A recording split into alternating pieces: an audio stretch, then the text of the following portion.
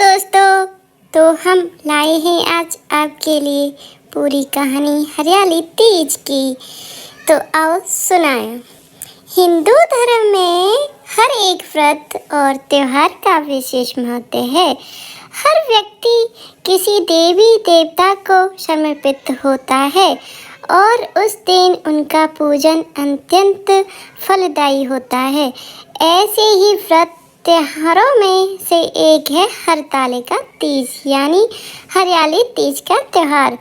इस दिन सुहागिन स्त्रियां माता पार्वती और भगवान शिव से अखंड सौभाग्य की होने का आशीर्वाद मांगती हैं। यह कुमारी कन्या भी हरतालिका तीज का व्रत अच्छे पति की कामना हेतु रखती है।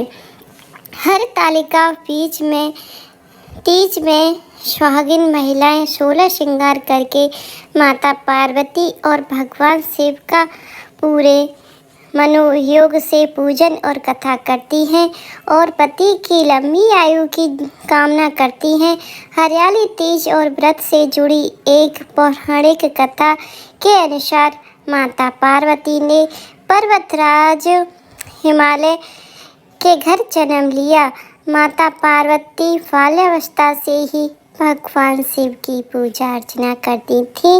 माता पार्वती ने भगवान शिव को पति रूप में पाने के लिए गंगा तट पर 12 वर्षों तक घोर तप किया था। इतनी अत्र खाकर पेड़ों के सूखे पत्ते चबाकर व्यतीत किया।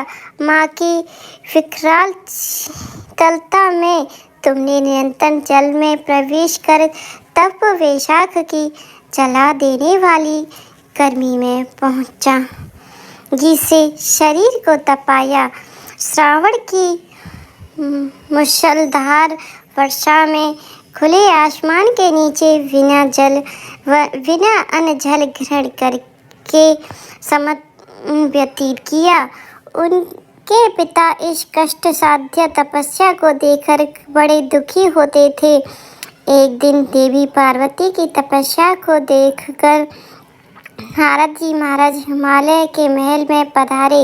नारायण, वो आपका स्वागत है, कहिए आपकी क्या सेवा कर सकता हूँ। हिमालय भगवान विष्णु ने यहाँ उपस्थित हुए। कन्या पार्वती ने बड़ी कठोर तप किया है। इससे प्रसन्न होकर पार्वती पुत्री से विवाह करना चाहते हैं।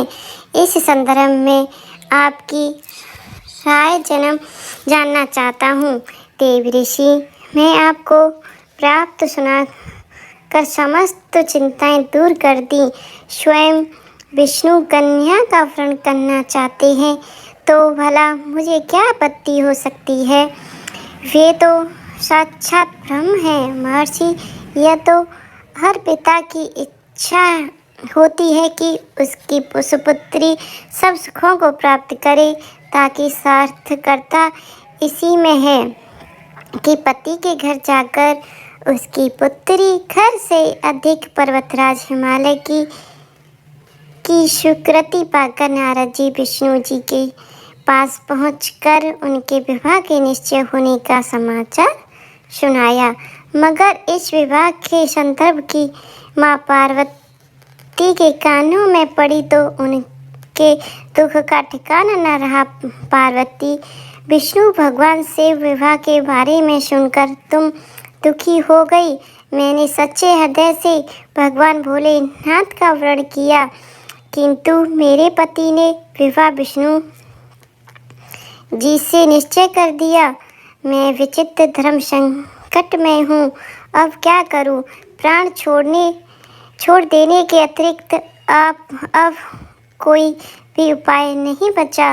नहीं पार्वती, ऐसी अशुभ बात नहीं करते, मुख से नहीं निकालते। संकट की समय हमें धैर्य से काम लेना चाहिए। नारी जीवन की सार्थकता इसी में है कि पति रूप में हृदय जिस एक बार स्वीकार कर लिया, जीवन पर्यंत उसी से निभा करें। सचिव अलौकिक आस्था निष्ठा के समक्ष तो ईश्वर को भी समर्पण करना पड़ता है। मैं तुम्हें घनघोर जंगल में ले चलती हूँ, जो साधना थल भी है, और जहाँ तुम्हारे पिता तुम्हें खोज भी न पाए, वही तुम साधना में लीन हो जाना। मुझे विश्वास है कि ईश्वर अवश्य ही तुम्हारी सहायता करेंगे। अपनी सखी की बात सुनकर देवी पार्वती ने ऐसा ही किया। अपनी पुत्री को घर पर न पाकर पर्वतराज हिमालय बहुत चिंतित हो गए। मेरी पुत्री न जाने कहाँ चली गई। मैं विष्णु जी से उसका विवाह करने का प्रण कर चुका हूँ। भगवान विष्णु बारात लेकर आ गए और कन्या घर पर न हुई तो बड़ा अपमान होगा। कन्या घर पर नहीं तो कहीं मुंह दिखाने योग्य भी नहीं रहूँगा। मुझे तो पार्वती को खोजना ही होगा।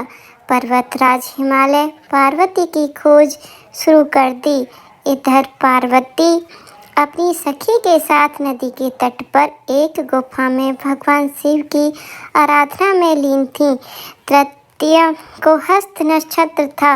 उस दिन पार्वती ने शिव के शिवलिंग का निर्माण करके व्रत किया।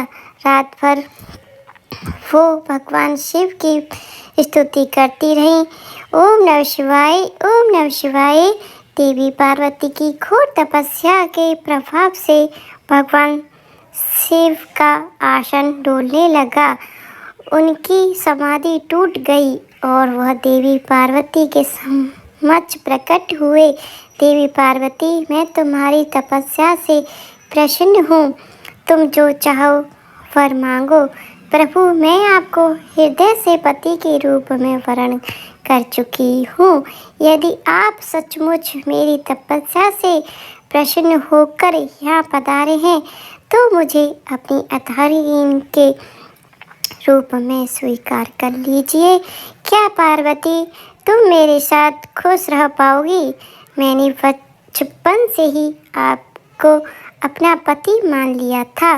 मैं जानती हूँ आपको पति रूप में आपकी आराधनी बनकर मुझे सर्व सुखों की और सौभाग्य की प्राप्ति होगी। कृपया करके मुझे अपनी पत्नी के रूप में स्वीकार कर लीजिए। प्रभु, देवी पार्वती के प्रेम और विश्वास की तपस्या की जीत हुई और भगवान शिव उन्हें मनोवांछित वरदान देकर अंतर्ध्यान हो जाते हैं।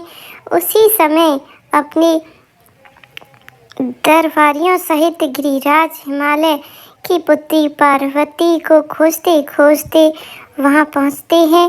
पुत्री, तुम्हारी ऐसी कठोर तपस्या का क्या कारण है? तुम्हारी ऐसी दशा को देखकर मुझे अत्यधिक दुख और पीड़ा होती है। चलो पुत्री, महल वापस चलो। मुझसे तुम्हारी यह दशा देखी नहीं जाती। पिताश्री, मैंने अपने जीवन का अधिकांश समय कठोर तपस्या में बिताया है। मेरी इस तपस्या का उद्देश्य केवल यही है कि महादेव को पति के रूप में पाना चाहती हूँ। आज मैं अपनी तपस्या की कठोर पर खड़ी उतर चुकी हूँ, क्योंकि आप विष्णु जी मेरा विवाह करने का निर्णय ले चुके थे। इसलिए मैं अपने आराध्य की खोज में घर छोड़कर चली आई। अब मैं आपके साथ किसी शर्त पर महल वापस जाऊंगी कि आप मेरा विवाह विष्णु जी से न करके महादेव जी से करेंगे।